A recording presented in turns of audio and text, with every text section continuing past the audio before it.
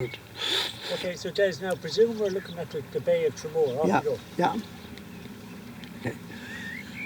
Well, out there that bay looks as though it's permanent, but in fact it isn't. About 12,000 years ago, the ocean floor started about a kilometre out to sea.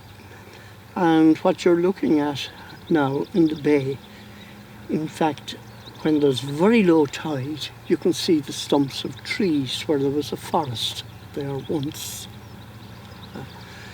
So human beings, the whole thing flooded when, with climate change, when the ice sheets melted in the Comores and in the northern half of Ireland, and great floods came down and the sea level rose. That was global warming at the time, and human beings sort of followed where the ice had melted and where animals were going on to the new land that had been available for grazing, and human beings followed them to hunt. So the first people in the Tramore area were probably hunting out where it is now sea, and as the sea rose they obviously had to come inland. So there is some evidence of the stones that they used for killing animals, for cracking nuts and doing things like that. However, a new civilization then arrived, which was farming. Now, they only had stone implements. This was still Stone Age farming, and the stones that they created have been found. In fact, just north of Tramore, there's a quarry which they used, the Stone Age farmers, in fact, used to make the implements, cutting implements, scratching implements, implements for scraping the flesh off skins so that they could wear the skins. And some of these I show you now. And Des, where was that quarry? That quarry was about 2 miles due north of Tramore. It has been well recorded, but last year when I went with two archaeologists from UCD to show them where the quarry was, I discovered a bungalow had been built on the site. So it's gone now, but still have the stones from it. So I presume it's preserved for future generations. It is preserved under the foundations. Yeah. And so the early man in that area then, what were they hunting? Well, there were deer, would have been the largest prey, and but the most evidence that we have for those people, apart from the flint tools and the waste left over from when they made the flint tools, is their burial rituals. And right around Tramore there are a number of those. We call them dolmens. What they call them themselves, of course, we've no idea. So we have dolmens, large, difficult ones like Knockeen, broken ones like Balnagira outside Dunhill, and a number of others as well. So they're wonderful features of the people who lived around Tramore, the farmers that lived around Tramore using stone implements. And you know these shell middens and stuff like that? Yeah. there's some of the evidence of them down in the Sandhills, isn't there? Yes, yeah, and on the other side of Rena Shark, there's dramatic evidence of them. So that would have been, it's not certain whether they were in fact farmers that were part-time fishing and hunting, or whether they have been Mesolithic. The team that investigated those back in the late 70s, they took some samples, but the radiocarbon dating was uncertain. So we don't know whether they were the original hunter-gatherer people there gathering shellfish and things like that in season, and berries, nuts in other seasons, hunting down animals. They were what were called the Mesolithic people. And you referred there to the survey that was done back in late 70s, early 80s. These were 3 universities, weren't they? That's right, yeah. There were Sheffield University, South Carolina University, and Queen's in Belfast, but the man from there later moved to Cork during the thing, Professor Peter Woodman. And they did a survey all along the Creighton Head, Tramore, Dunmore, all that area? Yeah. This was after ploughing, permission having been got from farmers to walk the lands after ploughing. And after a while, it would turn up these flints, and after a while you'd get your eye in on the glossy texture of these flints. And what most of it was the waste material, where they took a block of flint and with another stone hammered bits off it until they shaped it in the way they wanted. So they left the waste material there. So 25,000 bits of that waste material have been found, and they're somewhere in the cellars in UCC at present. But I have a few of them, I stole some. And so therefore it's very definite, what was going on, isn't it? Oh yeah, there's no doubt about it. Okay. What was going on. And then to go a little bit further then, you were also involved in the whole Copper Coast project. Yes. Tell us a little bit about that. We set that up because nobody knew anything about the mining history here, despite engine houses and that up at Tankerstown, up the road from here, and all sorts of signs of copper weeping out of stones in various places, and that. But the reason why nobody knew is because when the mine started to close down in the 1870s, the miners migrated mainly to America, but some to England, some to Canada, some to Australia, and there was nobody left to write letters home to, and therefore the memory of all of this activity had dropped out. Even the oldest people that were around when I started to investigate it in the 1970s, they didn't know anything about it. But of course in the National Library there was plenty, and I've written about it first, and then we said, okay, we should promote this, and along the coast, along the cliff, we have marvellous exposure of all sorts of sedimentary rocks, volcanic intrusions into these rocks, and sedimentary rocks have been simply distorted by the heat of volcanoes.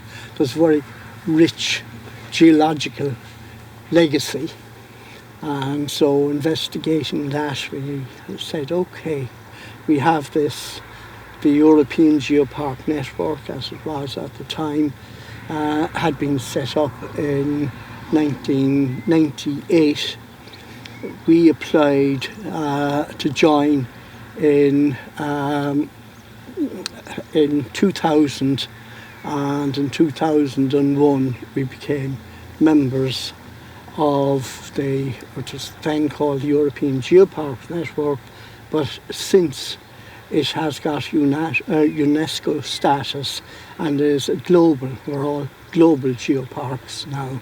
It includes geoparks in China and South America and that. So we're part of that network and a proud part of that network.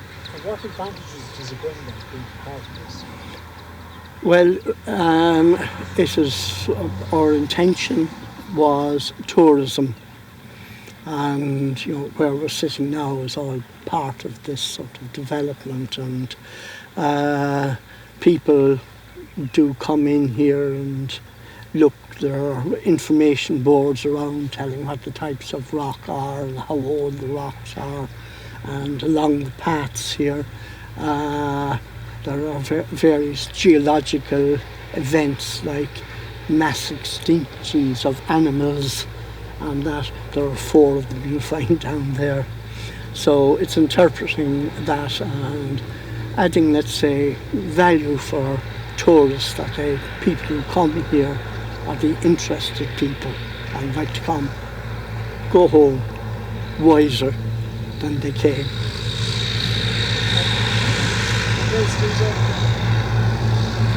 interesting story about the connection between the miners in Allihies in West Cork and the miners here in Bunman. Do you want to tell us a little bit about that?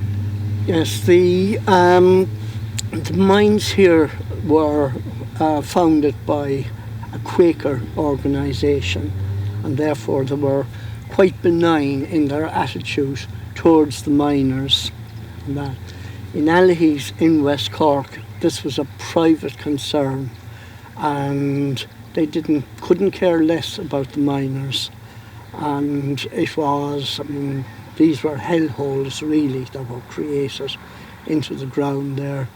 So many got out of there and to come to the more clement regime which was here. There's one particularly sad story that I came across.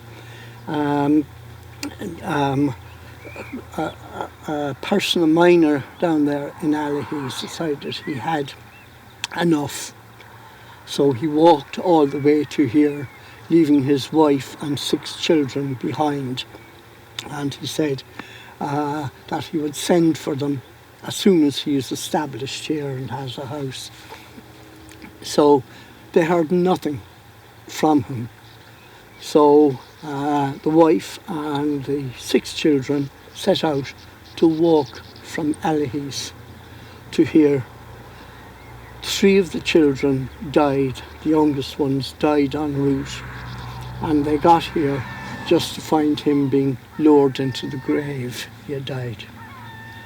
So there was nothing for it but for her to walk back to Allihies, and the other 3 children died on the way, and when she got back she had lost her sanity. So that walk is commemorated every year by a group from here, go to Allihies and they walk back. And was that during famine times, or was that, what was the period? No, we're talking the time that Allihies and these mines here in Bunmahan coincided would be from about 1830 to about 1860, 65 or thereabouts. So that's when there was this kind of exchange of people, because there was plenty of work here at the time, both mining and carting and doing all sorts of other things, labouring. That's a terrible story, isn't It is a shocking story, and we don't know how typical it might be, but it's just that the record of that was kept down there, and I found it down there. And then obviously all the copper from here was being exported, is it? Yes, the copper coming out of the ground had to be reduced to kind of something like coarse sand, and then sifted to get the stone out of it, because the stone would have been attached in, and the heavier copper would stay in the centre of this. So across the way from where we are now, there are the what's called the copper yard for crushing and sifting that copper. It was then put into leather bags and brought on horseback up to the top of the hill up there, and there's no harbour here. There's nowhere for a ship to actually pull in. So what had to be done is those bags had to be put onto rowing boats and rowed out to sailing ships that were anchored out in the bay. So it then went to Swansea, where the smelters were. The reason that it made logical sense for the copper to go to where the coal was that it took 10 tons of coal to smelt 1 ton of copper. So obviously you moved the copper rather than the coal.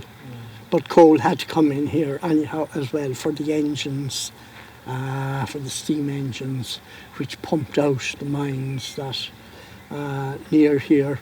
They were almost a quarter of a mile deep and almost a quarter of a mile under the seabed. How do you manage to keep them dry? Yeah, they had a sump sunk at below the lowest level, and plunger pumps going. These would be rods going down and driving the water into pipes, and successively up through a series of pipes, and then out onto the cliff. So these steam engines of the time, they might look now very crude and primitive, but they were very, very effective. And the miners, were they local people or were they brought in from other places? It was a mixture of people. Many of them were locals, but somewhat notoriously, a whole lot of them were from South Tipperary. And the comment was, if there was ever any trouble, it was the South Tipperary men that were responsible. But that was a rivalry, I suppose. And then you, of course, had the Allihies people coming in as well. So you had the various Sullivans and Driscolls and that. And do you know the way you said that the coastline would have been a mile out further on the coast? Like, when would actual Tramore have been created? What period are you talking? Okay, well, for most of human history in the area, there was no Tramore, except that when the Gaelic-speaking Celtic people came with iron implements, they must have used the word Tramore for the big strand, but there were no buildings there. At the end of the 18th century, 1770s, 80s, it became fashionable for the first time ever to go and sea bathe. The king at the time, George III, led this fashion, and then all sorts of fashionable people did, and they built themselves seaside huts there. So it was really only a collection of, oh yes, there were service people then for those fishermen going out selling their fish to these visitors, mainly from Waterford City. So it didn't really take off. It was a very small hamlet, really, until a private company decided on a railway from Waterford to Tramore. Just a single line, not connected with anything else on that. So they very cleverly offered that anybody who wanted to build a house in Tramore, they would bring the building materials free on the railway. So that meant that you now had a clientele starting to live in Tramore and to go in because there was no industry or business in Tramore. So they took the railway into Waterford, and that's how Tramore started to grow. So it was only like in the 18th century that the town took off? No, it was late 19th century. The railway was opened, not opened until 1853, and it was after that the town took off. So it's very recent then? Oh, it's very recent, yeah. So for the previous 50 or 60 years, it was only a small collection of houses. That's all. It's very recent. And that's why I was emphasising the fact that there's a much longer human history all around Tramore. Yeah. And you know the way back in those times, like there was lots of different private railway companies. Yes. Who then set up that railway company? Was that a private concern again? It was. Somebody came up with the idea of it, persuaded enough people to become shareholders in the company, and that they would make money, they'd get dividends out of the profits of the railway, and they did indeed for many years. Once it was established and Tramore started to expand, they did make money out of the railway. It's gas, and it's like private, like the period we're in now, which is all about private enterprise and all that. It's quite similar, isn't it? Oh yeah, I mean, it was. There were no socialist notions around at all at the time. It was all private enterprise. We're talking about Victorian times, and what was happening in Britain, cotton mills and all of that stuff, and the rail was spreading. But they were all private investment. And just to go back then to the early man. I mean, this area is quite rich, isn't it, in artefacts and different things that are. You mentioned the Dollman, and there's passage graves, and there's all sorts of things here, isn't it? Yes, there are, and they are just the monuments that happen to survive. There's probably a richer early cultural landscape around, and no doubt it will be found geophysics and present as detecting all sorts of things, hut sites and things like that you can't see on the surface, but with ground penetrating radar, and this will become I think it will probably expand with drones sending down these and sweeping across fields, and I'm sure there'll be a whole lot of discoveries. It would have to be backed up with the archaeology, because for dating purposes you need the little bits of wood or whatever to carbon date and say, okay, these were hunter-gatherers, these were early farmers. Sorry about that. All right, so you get it.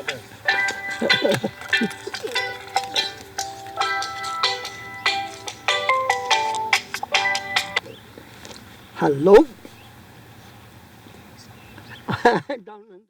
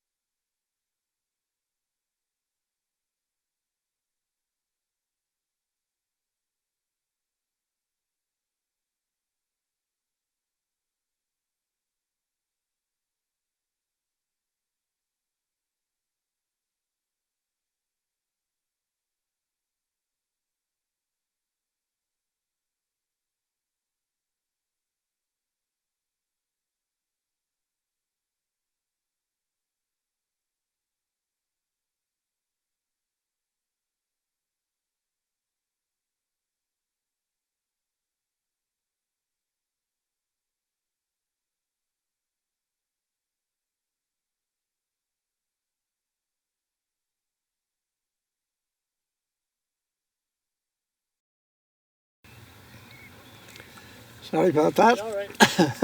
And Des, is this again? Des, just put the periods in perspective, because you're talking about the hunter-gatherers. What year are we talking about? How many thousand years? Okay, the longest period of history that existed was the hunter-gatherers. So they would have arrived in Ireland, as I said, when the ice melted. So that would have been about 12,000 years ago. They were following in, but they had been sort of in Europe and southern Europe for thousands of years before that. So that was a very, very long period of human history. So then about 500 BC, 7,000 years ago or so, the first farmers came in, so they could settle in one place. Hunter-gatherers, like kind of aborigines, had to keep moving around, following the game, following what was in blossom, following whatever shellfish were available to eat. So they were moving all the time. So they didn't create any towns or villages, and they would have only had shelters. So therefore about 7,000 years ago, So the first 5,000 farmers, BC. 5,000 BC, the first farmers began to come in. And you know the way they used to often say that the first of these came to Northern Ireland, but has that changed now to other parts of Ireland?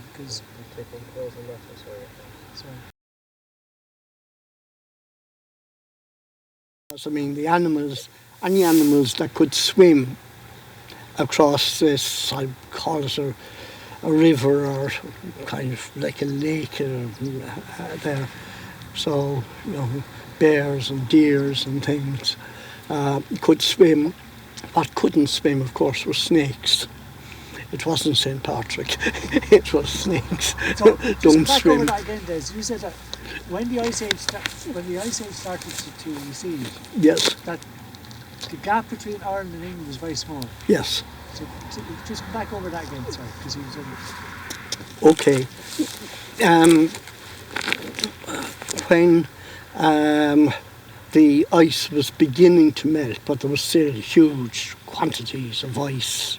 The northern half of Ireland, northern England, Scotland, Norway, you know, up to 1 kilometre of ice there. So that took a while to melt, and but it was melting here all right, but up there the huge thicknesses took much longer to melt, and therefore it was only as they melted that, let's say, what the old coastline flooded, and the forest that was in Tramore Bay flooded, the coasts of Wexford and across in Wales, they all flooded those earlier coasts, and they can be picked up now by surveys, marine surveys, which have been done. And so it's possible to see where these old coasts were, and therefore to say with reasonable certitude that there was only a very narrow water channel between these two islands. So animals that could see across could swim, human beings, hunter-gatherers that could see across, made some kind of log boats and came across, and they were really just following the animals and that, and then getting whatever they could find of berries and nuts and oysters and whatever. So human beings basically follow the weather, really, don't they? They follow the... Well, they followed, I mean, they weren't going sunbathing now, so no, they were following the animals, the herds of animals. So you had deer migrating and looking for fresh grazing, and as soon as places like this were released from ice, seeds were blowing in and trees were growing as well, of course, and that, but there was grazing for them there, and the humans followed the meat, so to speak. And Des, just in relation to your own life then, you were a teacher in CBS for a long time. Yeah, in Tramore. Yes, I had been in Africa, and I came back from there rather late at the end of August and had to get a job in a hurry with two young children at that time, and wound up in Tramore, and I was offered a job in Tramore, in a very small Tramore CBS. It would have had, I think, about 80 students at the time. That's a thing from the 1200 now. And there were 3 lay teachers and I think 4 brothers. And in Africa, what did you do? Where were you? Yeah, I was teaching first of all in Nigeria, and then far more pleasantly in Kenya. So I was employed by Her Majesty. So these are British schools, really? These were government-run schools, and that. But we just stayed in Kenya. The money was very good, but it looked as though there was going to be a coup d'etat there, and there was violence threatening. And we decided the safest thing was to come home, because we'd have been very isolated and vulnerable. So happened that the trouble didn't materialise, at least not then. And what was the attraction? I mean, did you go out there from the point of view of doing good, or because you wanted to see a bit of the world? Well, at the time, it would be nice to say it was all philanthropic, but it was well paid philanthropic, and it was getting me to places and societies and living in societies that otherwise I wouldn't have had the opportunity of living in. So it was a mixture, therefore, of adventure, money, and I'd hope we did some little bit of good out there as well. And did you go with your wife, or did you meet her out there? No, I went with her, and first baby was born in Nigeria. And were you 2 teachers going out? Yeah, okay. we were both teaching, yeah. And were you always interested in history, Dave? Yes, I was, but I wasn't. I was supposed to do a history of that place in Nigeria that I was living in, Benin, and I said I'd do it, but it looked as though there was going to be trouble there, so I had to get out. And that's so it's a good job, because I'd have never been able to to do it. You'd need the language and all sorts of cultural understandings, which I really didn't have, but I was young enough to be arrogant at the time. So once I got to Kenya then, well, I started reading a lot of history, and then when we moved here to where I am at present at Boat Strand, there was the evidence of the mining all around, and as I said, nobody knew anything about it, so I started researching that. But like in your family, was there anyone interested in history? Oh yeah, my father was very interested in history and kind of obscure areas of history like the Crimean War, which wouldn't grab me at all. But he was, and his friends were, so history was spoken at home, and therefore some of it rubbed off on me. Put it that way. And did you manage to rub off any history onto the next generation in CDS? Oh yeah, I did actually, because people have been contacting me over the years saying, I didn't do Leaving Cert history and I regret it, but I'm going to do history in UCD or UCC, and then they'd contact me. I've decided to go on and do a PhD. What I was thinking of was this. What do you think? So yes, that is very gratifying, and I didn't expect it. That's fantastic, isn't it? Yeah, yeah. The next generation. Well, Des, thanks very much. Okay. That's brilliant. All And right. it's really good to get a really good oversight to the area, because we didn't have that at all. Okay, yeah. So that's really good. Yeah, well, I partly guessed that you wouldn't have that, so that would be a new insight for a lot of I mean, people. even the more recent stuff, we didn't get to beat Andy Taylor yet. Do you, Andy? Yeah, I do. Yeah, and I suggested he would be important to talk to me. He has done 5 or 6 books on various aspects of Tramore, so it would be important. And So, do you want us to go with you up to? yeah, I suppose that would be the easiest thing, that you can feel the texture there. It's all very smooth. Just they're big ones, aren't they? There's. Yeah. Well, that was probably a scraper. Yeah. Also, I thought I had more of them in there. Yeah. I was on that survey. Teddy O'Regan roped us all into that survey. All right, he did. Indeed. He had us all walking across the.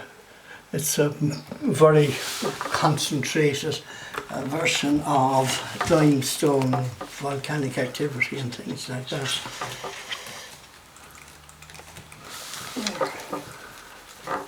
Needs to be for scraping. Yeah, that looks like a scraper.